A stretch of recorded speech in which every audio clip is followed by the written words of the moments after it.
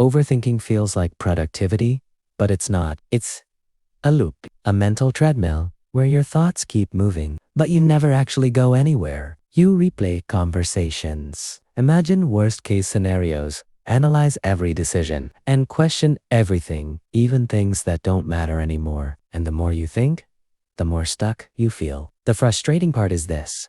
Overthinking often comes from a good place. You're trying to avoid mistakes. You want control. You want clarity. But instead of helping, it drains your energy, kills your focus, and keeps you trapped in anxiety. So the real question is not how do I think more clearly? It's how do I stop thinking so much in the first place? In this video, we're going to break that cycle, not with vague advice like just relax or stop worrying, but with proven, practical methods that actually work in real life. Let's start with something most people get wrong. Overthinking is not about having too many thoughts. It's about not knowing what to do with them. Your brain is designed to solve problems. When it detects uncertainty, it keeps generating possibilities. That's useful when you're taking action. But when you're stuck, when there's no clear decision or no immediate step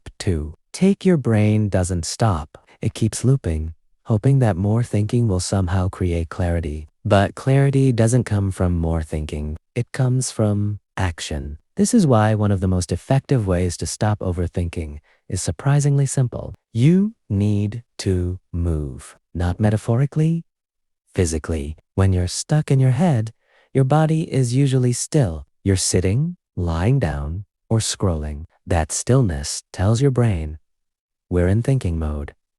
So it keeps thinking. But when you start moving, walking, stretching, even cleaning your room, you shift your brain out of that loop. Movement interrupts thought patterns. It gives your mind something else to process. This is not just psychological. It's neurological. Physical movement activates different parts of your brain, especially those linked to action and sensory awareness, which reduces activity in the areas responsible for rumination. So the next time you catch yourself don't try to figure it out immediately. Get up, walk for 10 minutes. Change your environment. You're not avoiding the problem. You're resetting your brain so you can approach it differently. Now here's the second method, and it might feel uncomfortable at first. You need to limit your thinking time. Yes, limit it. Most people treat thinking as something that should be unlimited. But imagine if you approached it like a task with boundaries.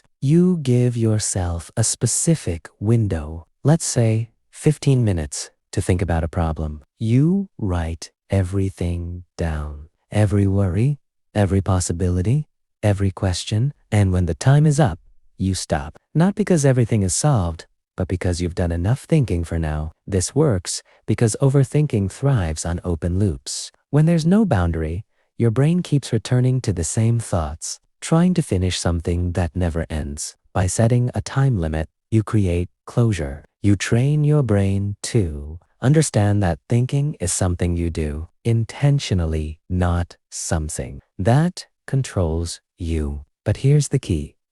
After your thinking session, you must take one small action. It doesn't have to be perfect. It just has to move you forward. Overthinking disappears when action begins. Now, let's talk about something deeper. Most overthinking is driven by the need for certainty. You want to be sure. Sure that you remaking the right decision. Sure that things will work out. Sure that you won't regret your choice. But certainty is an illusion. No matter how much you think, you cannot predict the future perfectly. There will always be and the more you try to eliminate uncertainty, the more your brain keeps searching for answers that don't exist. So one of the most powerful shifts you can make is this. Stop chasing certainty. Start building tolerance for uncertainty. This doesn't mean you stop caring. It means you accept that not everything can be controlled or predicted. A practical way to do this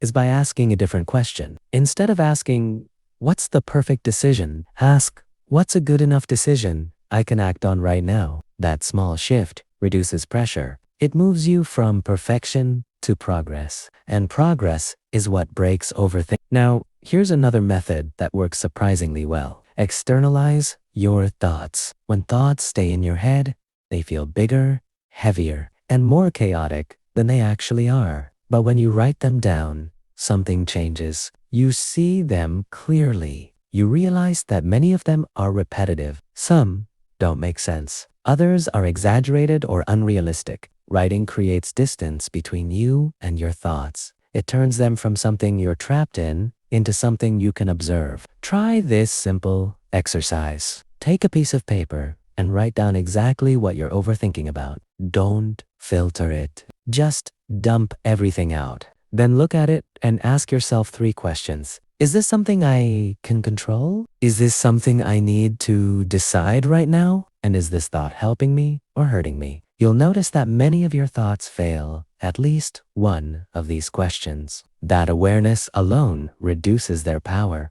Now, let's address a common trap, trying to solve emotions with logic. Overthinking often happens when you feel something fear, doubtan.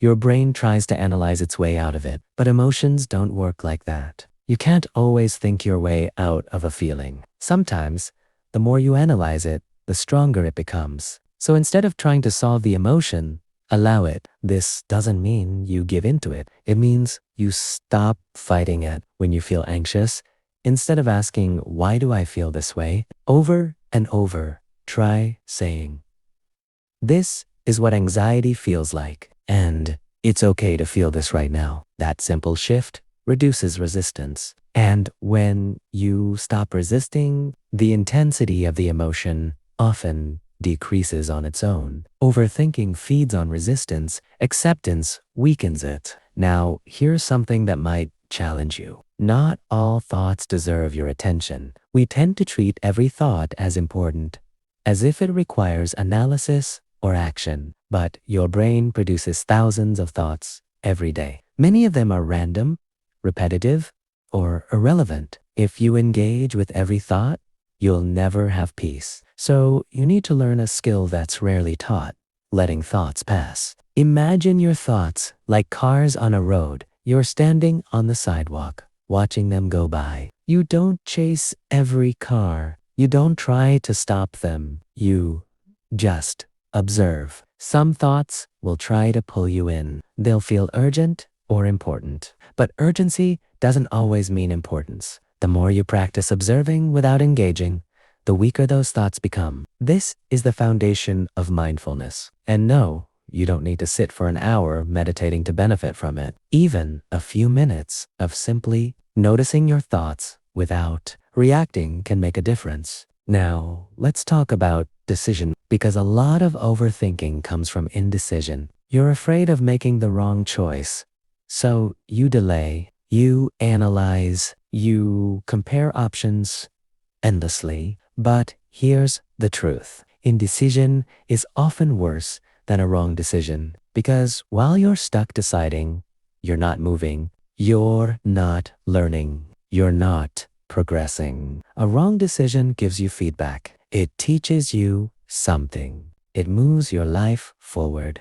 Overthinking keeps you in the same place. So instead of aiming for perfect decisions, aim for fast, informed decisions. Set a deadline. Gather enough information, not all information, and then decide. And once you decide, commit. Don't keep reopening the question. That's how overthinking comes back. Now, here's a practical rule you can use. If a decision won't matter in 5 years, don't spend more than 5 minutes stressing about it. This helps you prioritize what actually deserves your mental energy, because overthinking often treats small decisions like they're not.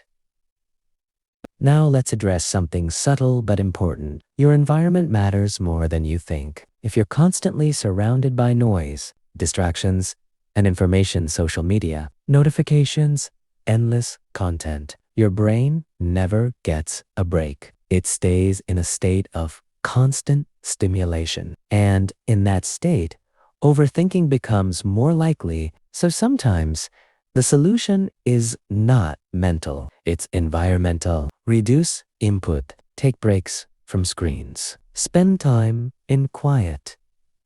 Go outside without your phone. Give your brain space to slow down. Clarity often comes not when you're trying to think harder, but when you finally stop overwhelming your mind. Now, here's a final method that ties everything together. Focus on what you can do right now, not tomorrow, not next week, not every possible outcome, just the next step. Overthinking pulls you into the future. It makes you imagine scenarios that haven't happened and may never happen, but action exists in the present. So bring your focus back. Ask yourself, what's one thing I can do right now that moves me forward? Do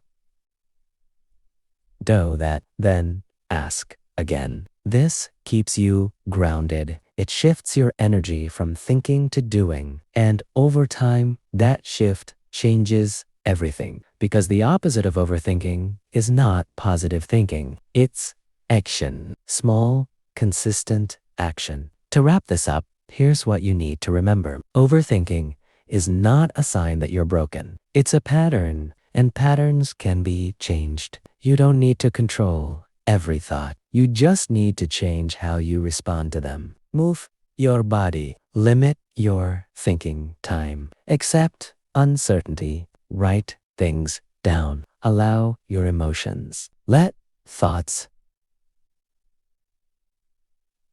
pass. Make decisions faster. Simplify your environment and focus on the next step. These methods are simple, but they work if you actually use them, because insight alone won't stop over action will. And the next time you catch yourself stuck in your head, remember this. You don't need to figure everything out. You just need to take the next step.